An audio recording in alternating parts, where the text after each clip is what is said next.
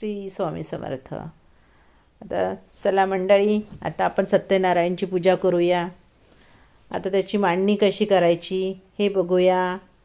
आता एक चौरंग घ्यायचा, त्याला छान आंब्याची पाने बांधायची, तोरण, आणि त्याच्यानंतर त्याच्यावरती छान कापड ठेवायचा, तांदूळ ठेवायचे, कलश आणि मांडणी करायची पूर्ण पूजेचं. आणि त्याच्यावर मी एक जोडू बसवली आहे पूजेला. आता त्यांनी पूजा करणार आणि छानपैकी त्यांनी आता मांडणी झाली आहे आणि पूजेला बसले आहे ते. आणि गाईस, तुम्हाला जर आमचं यूट्यूब चॅनल आवडल्यास लाईक करा, सबस्क्राईब करा. आणि आमची सत्यनारायणची मांडणी कशी झाली आहे सांगा गाईस. हॅलो गाईस, सांगा. आमचे छोटंसं केंद्र आहे. आता ही पहिल्यांदाच आम्ही सत्यनारायणची पूजा मांडली आहे. तुम्हाला कशी वाटली सांगा.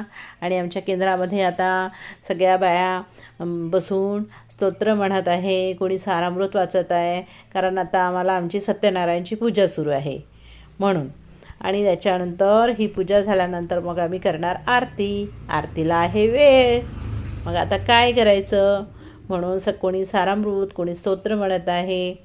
आणि ही पूजा झालीच आहे, आता आटपतच आली आहे. मग करायचं आरती. आणि आरतीनंतर मग परत आपल्याला घरी जाऊन परत संध्याकाळची पण आरती करावं लागते गाईस. म्हणून आता झालेली आहे, आपली पूजा झालेली आहे.